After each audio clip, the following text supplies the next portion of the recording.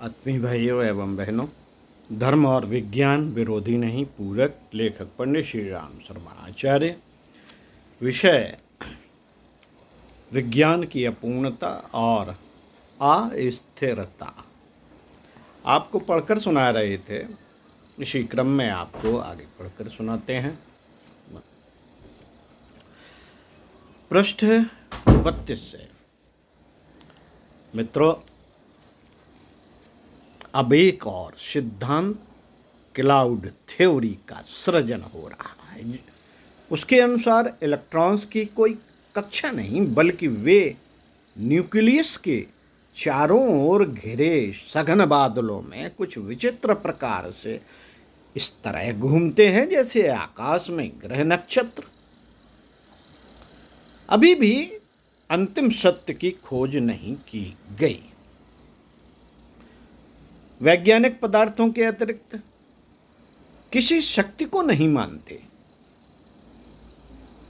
पर उनसे यह पूछा जाना चाहिए कि प्राकृतिक नियमों, लॉज ऑफ नेचर को तोड़कर शाप वरदान, पूर्वाभास, स्वप्नाभास वाली शक्ति कौन सी है,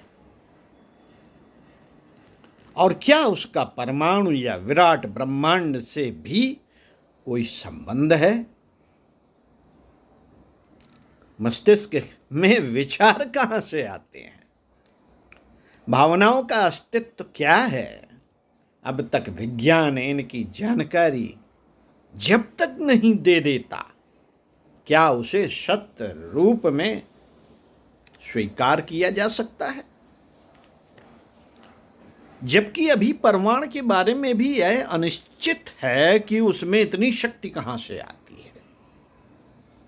मानवीय जीवन के इन प्रश्नों को हल करना तो दूर, वैज्ञानिक अपने ही सिद्धांतों के प्रति आश्वस्त नहीं, अंतर्राष्ट्रीय ख्याति के वैज्ञानिकों के सिद्धांतों को भी अब केले के पत्ते की तरह जगह जगह से काट दिया जाता है। कल तक जो औषधि रोगनाशक समझी जाती थी, आज उसे विष उत्पादक और रोग वर्धक कहकर रोक दिया जाता है। इंजेक्शन बदलते चले जा रहे हैं तो भी स्वास्थ्य की समस्या हल नहीं हुई। पहले नींद के लिए लेसर्जिक एसिड, डाइएथाइलेमाइड, LSD दी जाती थी। उससे अनेकों लोग बहरे हो गए, अनेकों मस्तिष्क संबंधी बीमारियां खड़ी हो गईं। एक 42 वर्षीय बुढ़िया ने उक्त दवा का सेवन किया और पीने के 36 घंटे बाद मर गई। उसके दुष्फल देखकर उसे बदला गया। फिर पैरानोइया दी जाने लगी, वह भी खतरनाक सिद्ध हुई। इसके बाद उसे कई तरह के मिश्रण बदले, सोनेरिल, लॉर्जेक्टिकल, एलेविजर वेलेरियन, ब्रोमाइड मिक्सचर और मार्फिया आदि बदलती चली गई। पर इनमें से ऐसी एक भी नहीं जो विषोत्पादक न हो। विज्ञान तो सत्य इष्ट है, पर वह स्वयं सत्य नहीं। क्रमशः विकसित होने वाला विज्ञान सत्य तक पहुंच भी सकता है और सारे संसार को नष्ट भ्रष्ट भी कर सकता है। नागासाकी का जैसा कोई विस्फोट प्रयोगशाला में ही हो सकता है।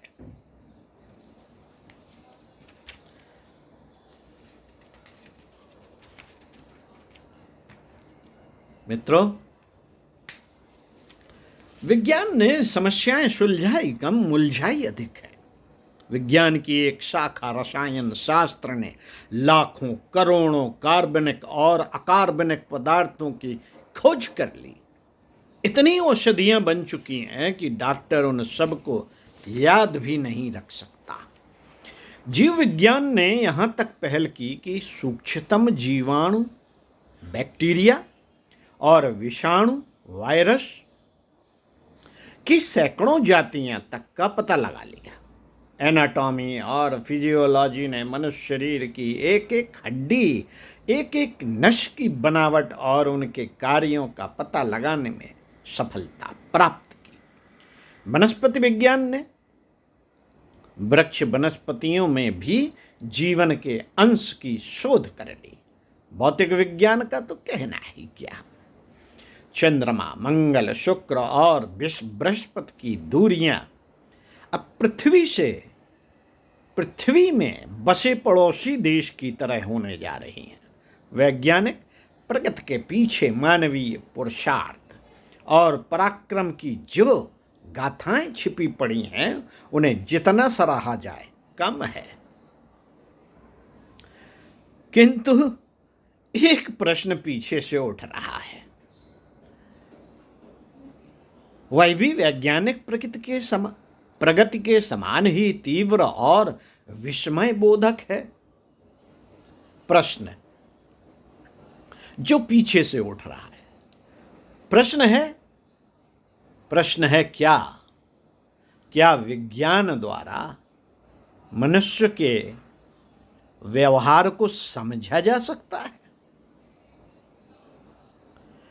क्या विज्ञान मानवीय चेतना की अथ इति के दार्शनिक और तात्विक पहलू को भी समझाकर मानव मात्र को संतोष और भयमुक्ति प्रदान कर सकता है?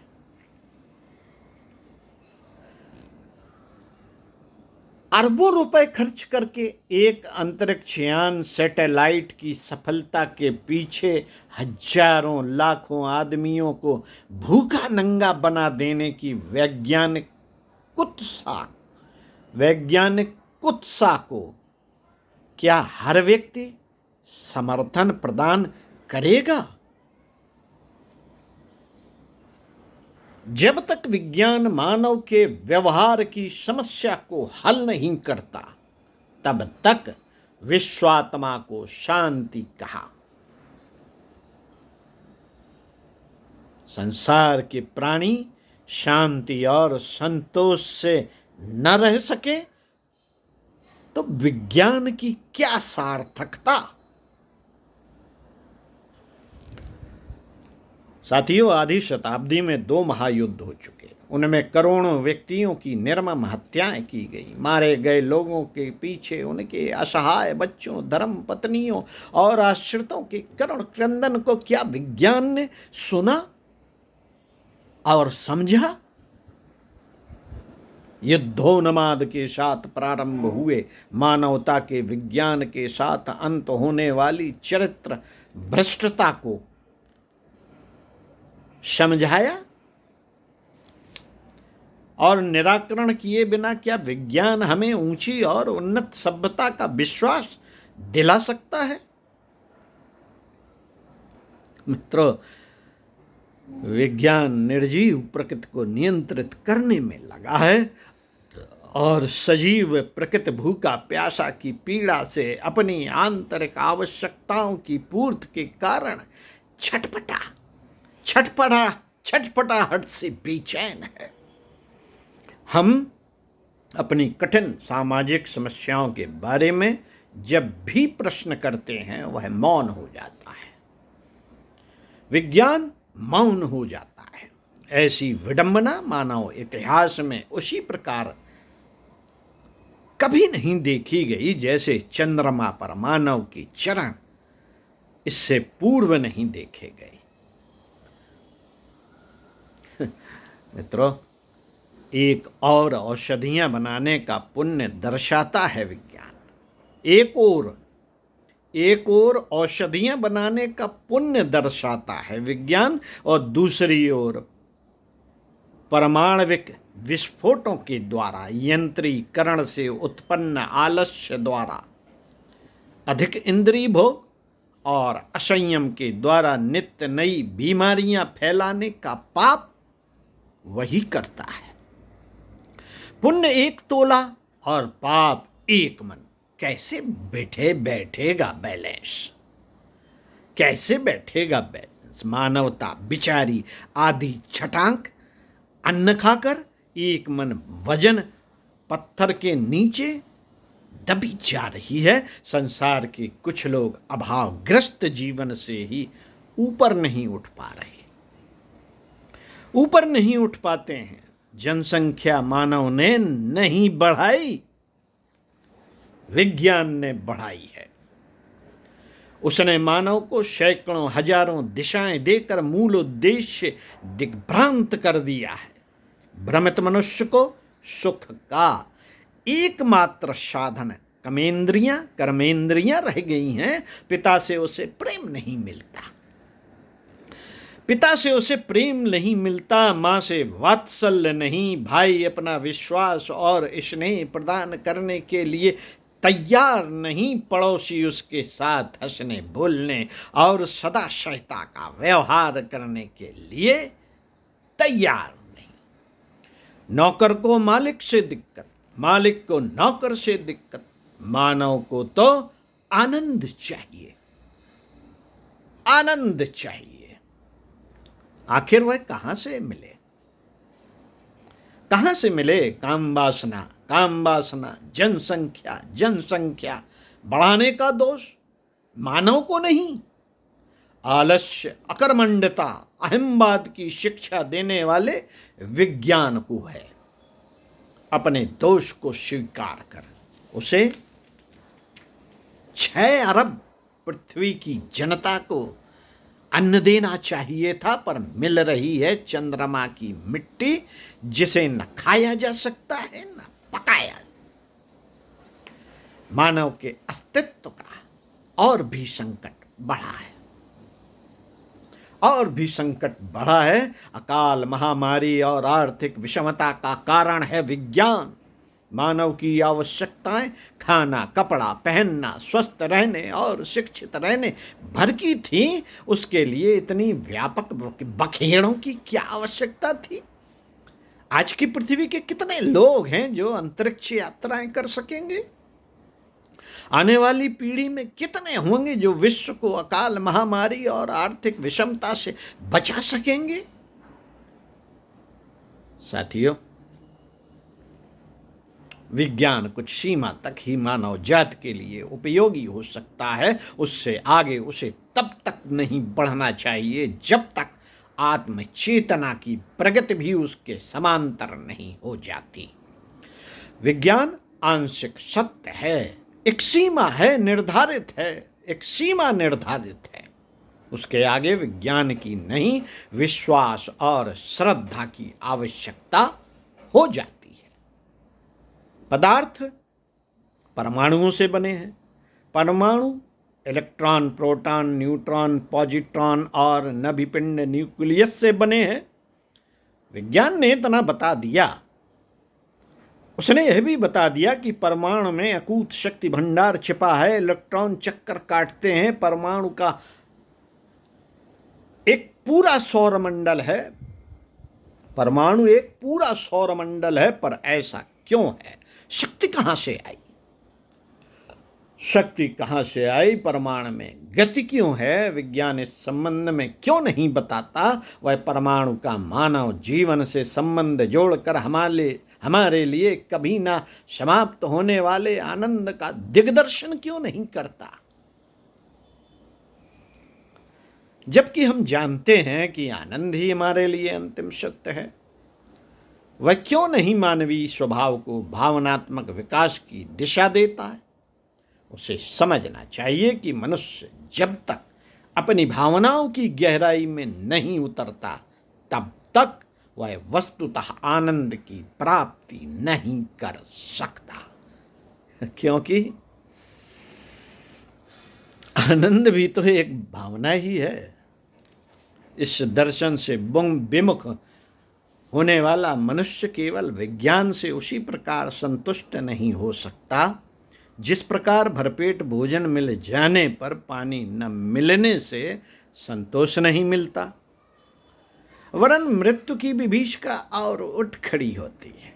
व्यक्तिगत प्रेरणाएं इंडिविजुअल इनिशिएटिव, व्यक्तिगत प्रेरणाएं, इंडिविजुअल इनिशिएटिव, शिक्षा, न्याय या आदर्शवादी युद्ध, आइडियोलॉजिकल वॉरफेयर, आर्थिक दृढ़ता आदि का संबंध मानवीय व्यवहार की मूलभूत प्रकृति से है। इन समस्याओं को हम जब तक हल नहीं कर सकेंगे, जब तक अपना लक्ष्य और दृष्टिकोण नहीं निश्चित कर लेते। हमारा लक्ष्य और दृष्टिकोण हमारे भीतर, हमारी चेतना में है। विज्ञान की खोजें इसी दशा में सार्थक और सफल हो सकती हैं। बाह्य प्रकृति की विस्तृत गवेषणा में तो वह आप भटकेगा और मानव जाति को भी भटकाता रहेगा। ओम शांति। आगे इसी क्रम में बताएंगे धर्म व विज्ञान में सामंजस्य अनिवार्य है। ओम शांति।